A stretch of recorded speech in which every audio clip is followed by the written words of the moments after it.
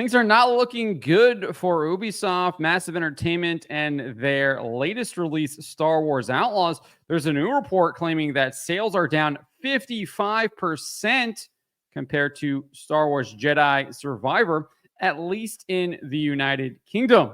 Before we get to this, I'd like to ask you, please hit that subscribe button, hit that bell for notifications so you don't miss any of our future videos here at the Trent Report. Roll this up over at thatparkplace.com.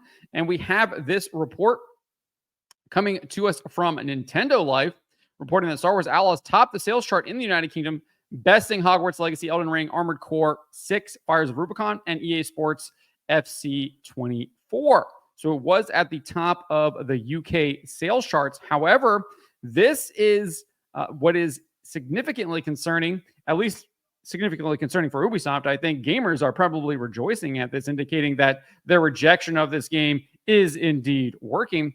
But games industry head Christopher Dring reported this on X. He says, launch sales for Star Wars Outlaws are 55% lower than what Star Wars Jedi Survivor did. He also noted it was 15% bigger than Ubisoft's Massive's last game, Avatar Frontiers of Pandora, which I think was a financial flop. I do not think that that game sold well at all. I think they lost money potentially on that game, especially with the licensing and everything like that. And you know that Lucasfilm Games, the Walt Disney Company, is also getting a licensing fee for this. It was even seemingly helping them with the marketing, giving Ubisoft and their influencers passes to Disneyland, etc., paying for all those people to try and promote the game, hoping that it would maybe revive the Star Wars brand, which is been significantly destroyed by Lucasfilm and the Walt Disney Company over the past couple of years. You can just look at the most recent television release, The Acolyte, and seeing how the viewers on that show quickly evaporated week over week. One of the worst performing Star Wars shows. I think it is the worst performing Star Wars show on Disney Plus of all time, at least up until this point. We'll see if Skeleton Crew surpasses it. But these numbers do not look good. 55% lower sales in the UK compared to Star Wars Jedi Survivor, and only 15% bigger than Avatar Frontiers of Pandora. Not looking good there. He did add this caveat, though, a little bit later. He says, so it turns out there may be some missing data from the physical numbers, so it's worth waiting for the end of the week when the digital stats are in, which is just true generally. However, we don't just have this. We have some other evidence to show that this game might not be performing as well as what some people might lead you to believe. We have a report from True Trophies. They do a weekly most popular PlayStation 5 and PlayStation 4 games chart. And when Star Wars Outlaws released, it only placed 25th on the chart in its first week. That is not good. The outlet's Kess Ehlers Stevenson even shared this. Number 25 is just below the middle of the chart, and it sits behind pretty much every major and middling live service game in terms of popularity right now. Normally, these are the early 20 spots where PS Plus's indie games debut, not new AAA open world games. So obviously their chart is the top 40, placed in the 25th, below the half mark there. Not looking good. Just for comparison, it performed worse than games such as Red Dead Redemption 2, Helldivers 2, Elden Ring, Ubisoft's own Tom Clancy's Rainbow Six Siege, which I think was in the top 10, and then obviously Black Myth Wukong, which has been dominating the sales charts. We know that it sold over 10 million in just its first 4 days of release. Who knows how well it has done since then. Haven't seen any reports on that, but massive numbers for that game. And Star Wars Outlaws not looking good. Only 25th on True Trophies top PlayStation 5 and 4 games chart. We also have this report here from Stuttering Craig, a.k.a. Craig Skistimas, the host and owner of Side Scrollers podcast. He shared that a source inside a major box store retailer informed him that there had been only 41 pre-orders for Star Wars Outlaws in a major metropolitan area where 27 locations of the chain are located. He said this: I have an insider who works for high-traffic game stores in one of the most populated places in the U.S.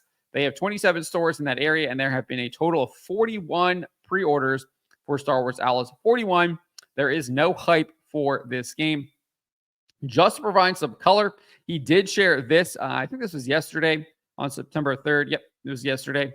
He wrote this. Regarding Concord, my insider told me in June, July, and August, Concord had only 231 pre-orders company-wide.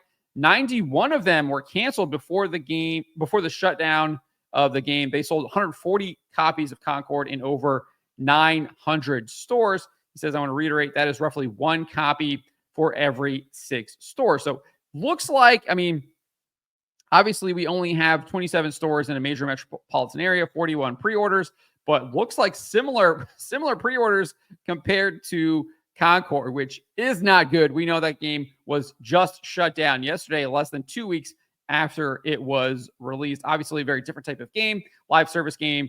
5v5 team shooter actually requires people to be playing the game in order to make money, or at least that's the idea, because they were going to launch some in-game store, etc., with cosmetics. So they're going to try and do that. Star Wars Outlaws, obviously a single player game. It does have the DLC with the season pass and all that stuff. So they do want you to buy this game and to continue to play it so they can sell that DLC and those season passes, etc. when they release it with like Lando Calrissian and Hondo and Naka. I know those are the two that they all have announced will be coming up for that game. So still not good. Not good. This does not look like it is performing up to expectations.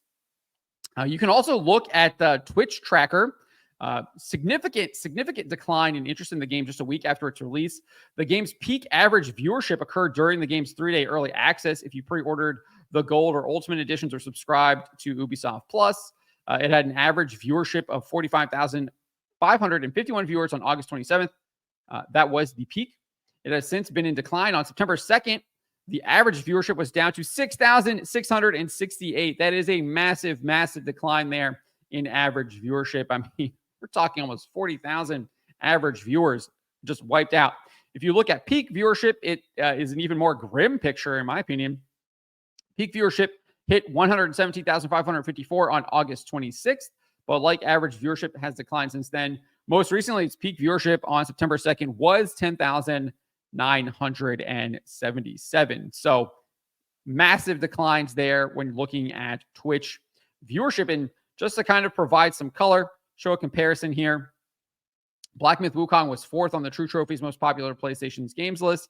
It had an average peak viewership of 241,844 on August 21st. Now, that's average viewership. So you have to compare that to that 45,000 number for Star Wars Outlaws. And Black Myth Wukong, way more people watching streams of that game on average. And then on September 2nd, it had 37,262 average viewers. So that's almost more than the peak average viewership of Star Wars Outlaws. I mean, only 8,000 difference there, despite being out for a lot longer. If you look at peak viewership, 482,508 on August 20th. On September 2nd, it still had peak viewership of 80,021. That is crazy. That's almost more than the entire peak viewership of Star Wars Outlaws, which is 117. So only a little bit less than 40,000 there, despite it being out for 2 weeks longer than Star Wars Outlaws. Just showing just how dominant Black Myth Wukong still is. People are obviously interested in this game. They're playing it, they're watching it, etc. You can even look at, like I said, the number of channels who are actually streaming it. Twitch tracker reports that Black Myth Wukong hit a peak of 5,371 channels on August 19th, while Star Wars Outlaws only hit a peak of 1,221. That is an over 4 times as many channels were streaming Black Myth Wukong compared to Star Wars Outlaws. I think that just shows you, obviously, Black Myth Wukong being massive success, but still, I think it just shows you how poorly Star Wars Outlaws is doing in comparison to it. So we also have, I just want to bring this back up. I think investors have kind of saw the writing on the wall, even back during Ubisoft's Q1 earnings report. The company predicted that its Q2 would just bring in 500 million euros, which investors thought was rather low. Barclays' Nick Dempsey even asked this when he said, when I look at the guidance for Q2, and if I assume something similar for back catalog in Q2 and Q1, kind of getting to 200 to 230 million euro, that sort of range for the new release Star Wars Outlaws, when I look at the $70 price and then assuming what you might get from it, I'm getting to around 5 million units, something in that sort of bracket. First of all, where could I be going wrong with that thinking? Secondly, are you just being pretty conservative in your guidance? Because I guess given the interest in that game, we might have thought it would be more than 5 million units. Remember, 10 million units for Black Myth Wukong back in its first 4 days. And I think 5 million units is actually probably a higher number than what this game actually is going to sell. I think that it's really high based on like what we're seeing already. I think that it's going to be come in a lot less than that.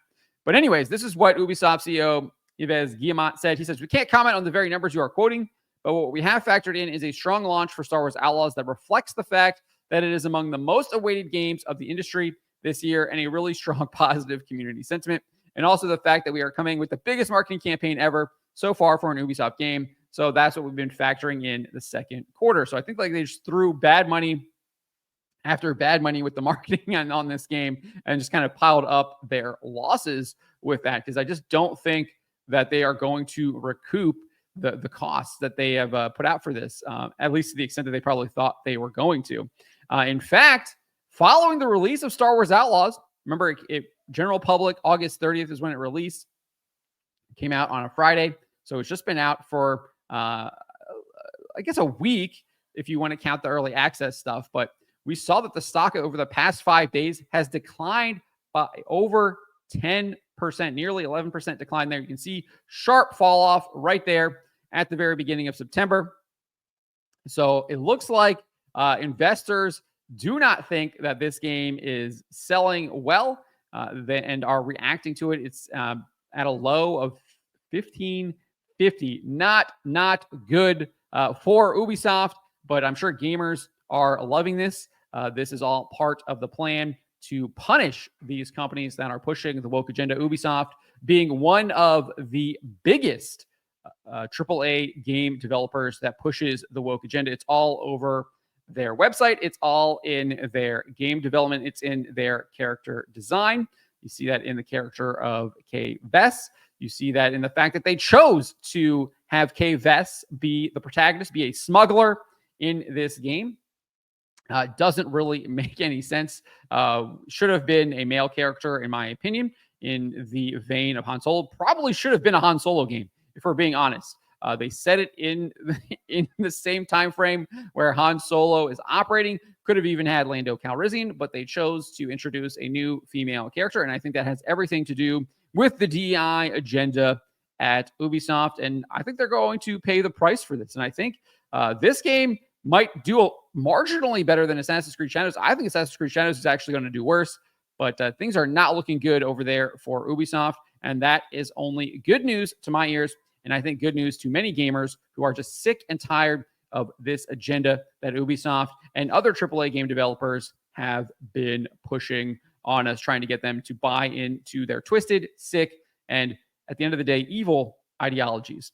But let me know what you guys make of these this report that sales for Star Wars Outlaws are down 55% compared to Star Wars Jedi Survivor in the United Kingdom.